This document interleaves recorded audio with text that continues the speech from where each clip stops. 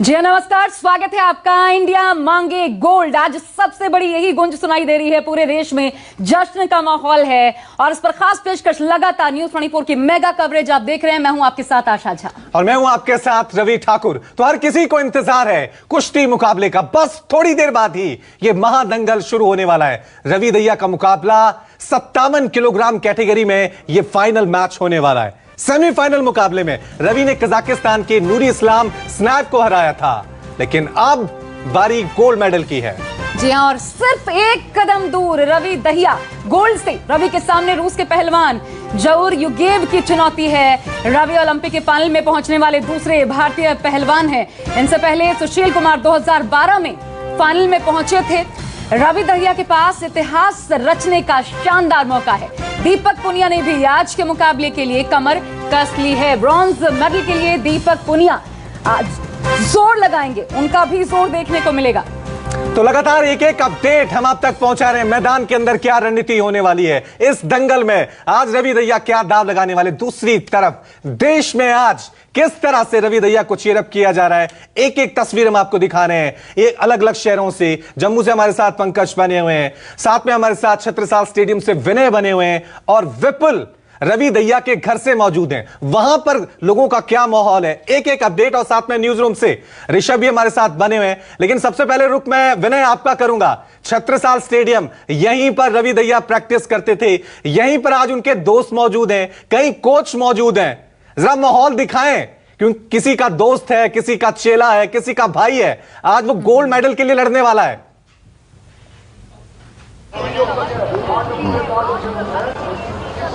बिल्कुल रवि, मैं पूरा माहौल दिखाऊंगा। मैंने जैसे पहले आपको दिखाया, जो देखिए ढोल यहाँ पर तैयार किया हुआ है इन लोगों ने। ढोल धीरे धीरे अब थक गए हैं, काफी देर से ये ढोल बजा रहे थे यहीं पर, और ये ढोल इन्होंने तैयार है कि जैसे ही मैच शुरू होगा या वो जीतेंगे तो उसके बाद ये ढोल धमाके यहाँ पर चलेंगे। वहीं दूसरी तरफ ये देखिए अंदर पूरा मीडिया का जमावड़ा के साथ साथ पहलवान भी हैं और यहाँ पर चीयरअप हो रहा है, बार बार चीयरअप कर रहे हैं किसी तरीके से कि रवि दहिया के लिए चीयरअप किया जा रहा है यहाँ पर कि वो गोल्ड जीते हैं, क्योंकि सिल्वर तो उनका पक्का हो ही गया है। ये देखिए सभी पहलवान हैं यहाँ पर। क्या नाम है आपका? मंजीत। मंजीत, रवि दहिया साथ ही खेला करते थे? हाँ जी।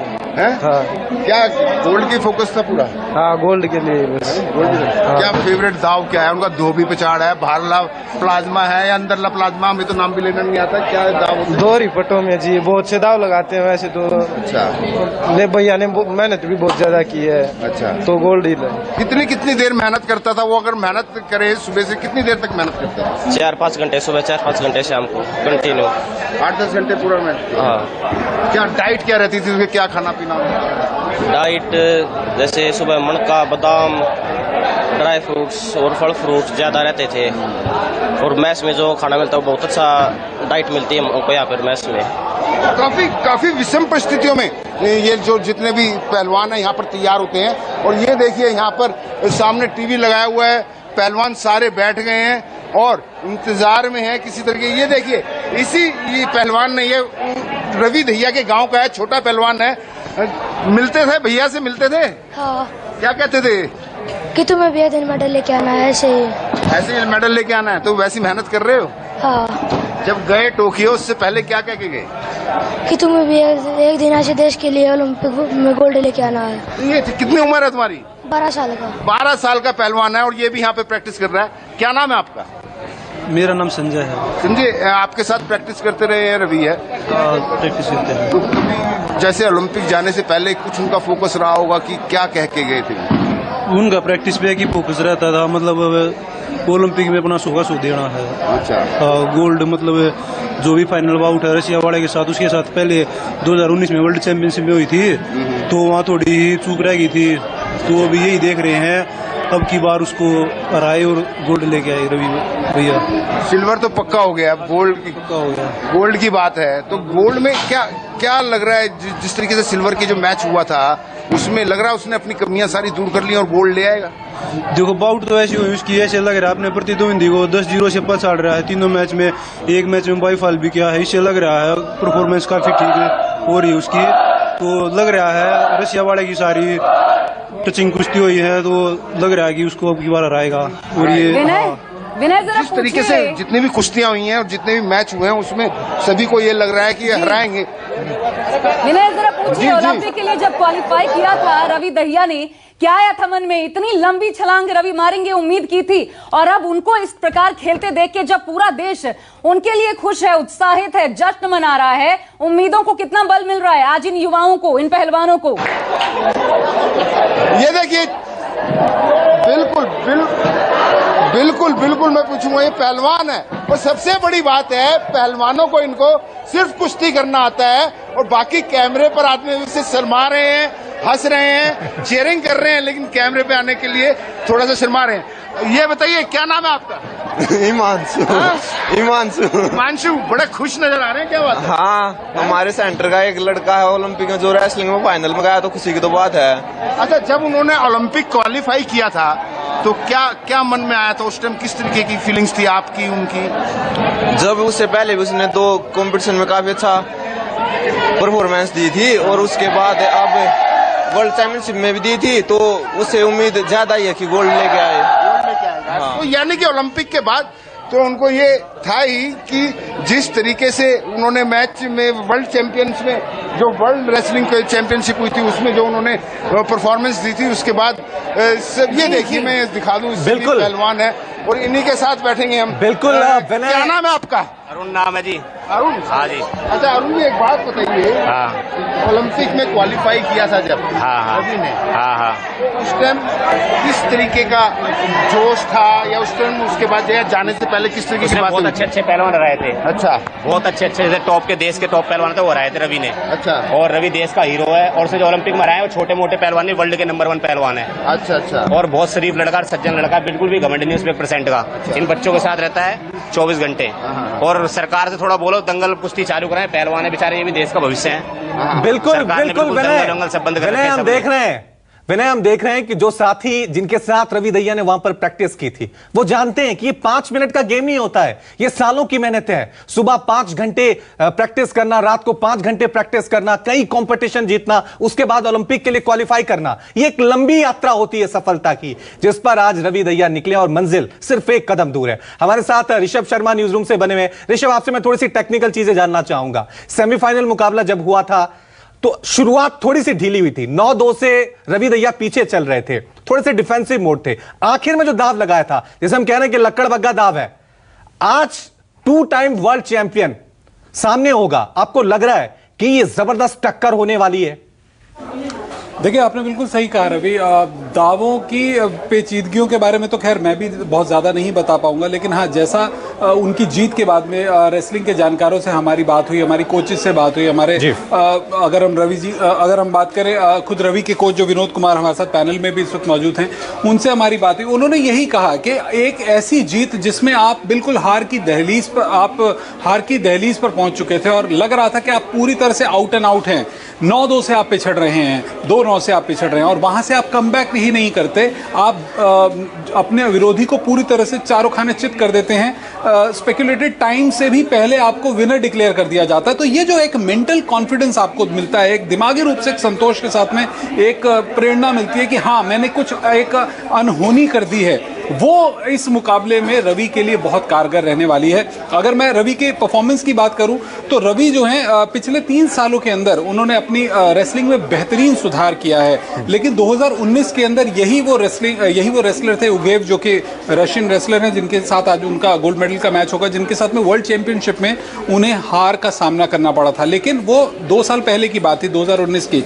2019 के बाद से काफ़ी मुकाबले उन्होंने जीते हैं, ट्रेनिंग उन्होंने बहुत अपनी बदलाव की है, साथ ही साथ अपनी डाइट को उन्होंने बहुत ज़्यादा फोकस किया है। और जो रशियन रेसलर हैं वो इनसे उम्र में भी 4 साल ज़्यादा हैं, शायद 26 या 27 साल के हैं। तो जो फुर्ती और जो रिफ्लेक्सेस के साथ में ताकत वाली बात है, उसमें भी रवि के पास में एक तरह से एक एज हो सकती है आज के मैच में। हाँ, एक्सपीरियंस में रशियन रेसलर इनसे थोड़ा सा ज़्यादा हैं।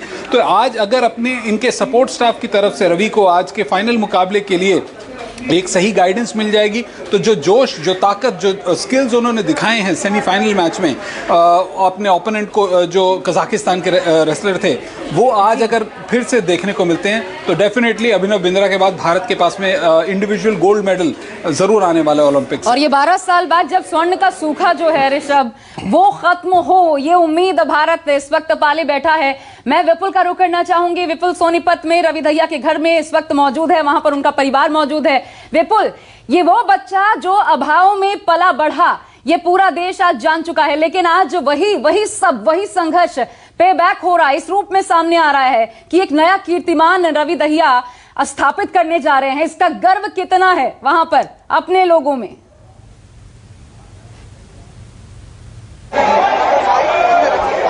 सबसे पहले दृश्य देख लीजिए, जो आप दृश्य मेरे पीछे देख रही हैं, पूरा का पूरा गांव जो है ये उमड़ चुका है रवि दहिया का मैच देखने के लिए। पूरे के पूरे गांव नहीं और आसपास के इलाकों से भी लोग आए हैं और इतनी भीड़ है यहाँ पे कि पांव रखने की जगह नहीं है। और इसी बात से अंदाजा लगा सकती है कि आज एक लड़के को सपोर्ट करने के लिए जो गाँव से निकल के, बार बार मैं बता रहा हूँ, नाहरी गाँव, ये सिर्फ आउटर दिल्ली के इलाके में पड़ता है और एक छोटा सा गांव जिसका नाम आज पूरे देश में बच्चा जान चुका है। और आज गोल्ड आने के बाद पूरी दुनिया जान जाएगी इस गांव का नाम, कि इस गांव के अंदर कौन है वो खिलाड़ी जो गोल्ड मेडल लेके गया। और यहाँ पे सिर्फ इन गांव वालों की एक ही बात है, सिर्फ चाहिए तो सिर्फ गोल्ड चाहिए, गोल्ड चाहिए, कुछ नहीं चाहिए। इतनी भीड़ है, मतलब आप ये लगा दीजिए ये कम्युनिटी हॉल जो है ये गाँव का छोटा पड़ गया है, जहाँ पे आमतौर पर इस कम्युनिटी हॉल में शादियां हो जाती है, शादियों में जो है एक बारात इकट्ठी हो जाती है, लेकिन आज वो कम्युनिटी हॉल छोटा पड़ गया क्योंकि एक गाँव नहीं, आसपास के 2-3 गांव के लोग भी इस मैच को देखने आए हैं और सबके मुंह पर सिर्फ एक बात है, गोल्ड लड़का हमारा ला करेगा। शोर और सुन लीजिए कितना जो गाने लग रहे हैं लगातार भारत माता के, मेरी आवाज शायद आपको कम आ रही हो, शोर की आवाज ज्यादा आ रही होगी। और जो टोक्यो तक सफर है, अभी इनके घर वालों से बात हुई तो उन्होंने ये साफ कहा है कि पिछले 2.5 महीने से उनकी बात तक नहीं हुई है, 2.5 महीने से उन्होंने देखा तक नहीं है, उसको सिर्फ टीवी पे देखा है। और 2.5 महीने बाद कल आज मेडल जीतने के बाद फोन पे बात करेंगे। उन्होंने साफ ये कहा कि कल सिल्वर मेडल पक्का हुआ था, उन्होंने बात नहीं की ताकि उसका ध्यान भंग ना हो जाए। गोल्ड आएगा उसके बाद जो है रवि से लोग बात करेंगे उससे। और ये बार बार बोलूंगा, दृश्य दिखा दीजिए पीछे, आप भीड़ देखिए और जोश देखिए इनका। गर्मी में कुछ हो, कोई मौसम इतना गर्म हो रहा है, लेकिन ये लोगों का जो है जोश ठंडा नहीं हो रहा और इनका जोश देखिए आप, देखते ही बन रहा है अंदर से लेके बाहर तक सिर्फ भीड़ ही भीड़ मौजूद है यहाँ पे। भीड़ आपको बता रही है कि गोल्ड आने वाला। ऐसा लग रहा है ये जो हुजूम उमड़ा है, ऐसा लग रहा है कि भोज की तैयारी होगी। अगर गोल्ड मिलता है तो उसके बाद बाकायदा भोज होगा, सेलिब्रेशन होगा, ऐसी भी तैयारी है क्या? की तैयारी हो रही है गांव में, बिल्कुल पूरी तैयारी है। यहाँ पर लड्डू बन चुके हैं, यहाँ पे गांव में जब आए थे लड्डू बन चुके हैं, पटाखे तैयार हो चुके हैं।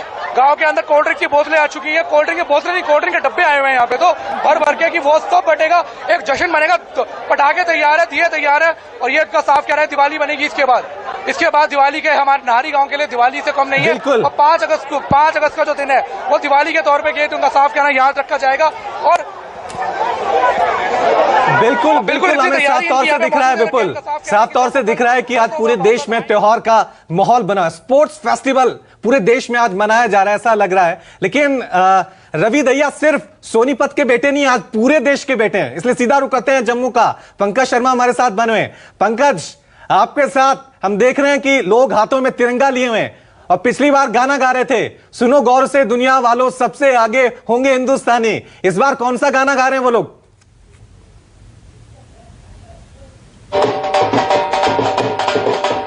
देखिए, ये जम्मू के वो लोग हैं जो सुबह से ही जश्न में डूबे हुए, क्योंकि एक इतिहास जो है वो सुबह दूसरा रवि दहिया इतिहास से आइए लोगों से बातचीत करते हैं। आपने थोड़ी देर पहले गाना सुनाया था चक दे इंडिया, आप कौन सा गाना गुनगुनाएंगे? आप शेरो शायरी करेंगे। अरमान है गोल्ड का दिल में, हौसले बुलंद है और हमें अपने रवि भैया पर पूरा विश्वास है कि रवि भैया गोल्ड लाएंगे। रवि भैया को चेयर करने के लिए क्या कहेंगे आप? बिल्कुल, हमारे रवि भैया यहाँ पे गोल्ड लेकर आएंगे, हमें पूरा विश्वास है। और हमें इसी पे कहते हैं कि सुनो गोल्ड से दुनिया वालों, पूरी नजर ना हम पे डालो, चाहे जितना जोर लगा लो, सबसे आगे होंगे हिंदुस्तानी। सबने कहा है जो तुम भी हो। आप लोग अभी से मिठाइयाँ बांट रहे हैं, इसका मतलब आपको उम्मीद है, आपको विश्वास है कि रवि दहिया गोल्ड लाएगा? विश्वास है रवि भैया की मेहनत और देशवासियों की दुआओं पे कि वो गोल्ड लेकर ही आज इंडिया आएंगे और सबका नाम रोशन करेंगे। अब आप लोग जो है उस पल का इंतजार कर रहे हैं जब खुशखबरी आपको मिलेगी कि रवि दहिया को गोल्ड मिल गया है। बिल्कुल जी बिल्कुल, हजारों करोड़ों लोगों की दुआएं जो हैं वो हमारे रवि दहिया जी के साथ हैं। हमें पूरा यकीन है कि इस बार वो गोल्ड लेकर आएंगे, जीतेगा भी जीतेगा। तैयार है। आप लोगों को भी आमंत्रित किया जाता है कि मैच के खत्म होने के बाद हमारे पास आइए और अपना मुंह मीठा कीजिएगा। बकायदा बोली डाली जा रही है और ये देखिए जो साहब बोली डाल रहे थे, इनसे भी हम बातचीत करेंगे। हम देख रहे थे कि आप जो है बोली डाल रहे थे, आप यहाँ पर बोली डाल रहे थे। अब रवि दहिया के लिए आप क्या कहेंगे? हाँ जी, जीतेगा भाई, जीतेगा, जीतेगा भाई, जीतेगा।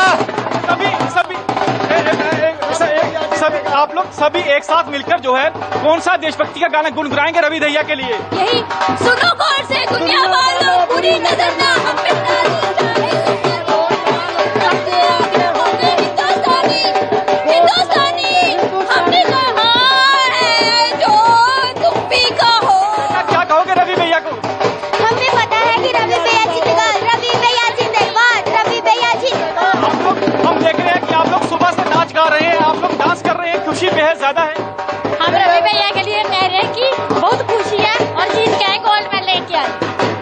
हर कोई बेहद ज्यादा खुश है। क्या कहेंगे आप? हमें पूरी उम्मीद है और विश्वास है रवि जी जीतेंगे और गोल्ड मेडल लेके आएंगे। गोल्ड मेडल मिलेगा? अब बिल्कुल जी जरूर मिलेगा, रवि दहिया का जरूर गोल्ड मेडल लेके आएंगे। जीतेगा इंडिया, जीतेगा इंडिया, जीतेगा इंडिया। कुछ और लोगों से बातचीत कर लेते हैं। आ रहा है गोल्ड मेडल, आ रहा है? हाँ सर, आ रहा है, रवि भैया गोल्ड मेडल ला रहे हैं। देश का पूरा विश्वास है, 100% विश्वास है, गोल्ड मेडल रवि भैया लेकर आएंगे। आज का दिन जो है वो सुनहरे अक्षरों में लिखा जा चुका है क्योंकि सुबह एक खुशखबरी आती है। आपको लगता है कि अब दूसरी खुशखबरी आने वाली है? सुनहरे अक्षरों के साथ सुनहरा गोल्ड भी आएगा, सुनहरा मेडल भी आएगा और एक नहीं अनेक मेडल आएंगे। कल हमारी महिला टीम भी मेडल लेकर आएगी, हॉकी की टीम का भी कांस्य पदक पक्का है। आज हम सब हिंदुस्तानी मिलकर दुआएं कर रहे हैं। आज रवि भैया का दिन होगा, कल हमारी नारी शक्ति का दिन होगा। आज ही दिवाली है जी, दिवाली से कम भी नहीं है ये। हम दिवाली के रूप में सेलिब्रेट करना चाहते हैं। इंडिया को गोल्ड आएगा और हम सारे खुशी मनाएंगे। अच्छा, अभी आप सभी जो हैं एक साथ कोई ऐसी कविता कोई कहना चाहेंगे रवि दहिया के लिए? क्या कौन सी कविता आप सुनाना चाहेंगे? हमारे लिए जश्न का दिन है और उनके लिए यही कविता बनती है सबसे बेटर कि जीतेगा भाई, जीतेगा रवि भैया, जीतेगा।